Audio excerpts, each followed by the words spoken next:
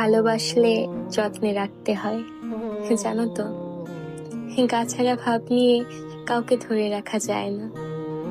যেখানে সম্মান মেলে না, আদর মেলে না, সেখানে মানুষ কশ্চিন কালেও থাকতে পারে না।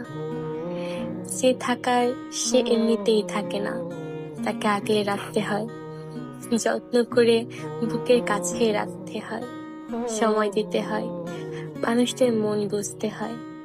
প্রভু ভক্ত কুকুরকে ৩ বেলা ঠিকঠাক খাবার খাইয়ে তাকে অবহেলা করলে সেও তার চিরচেনা স্থান পাল্টায়।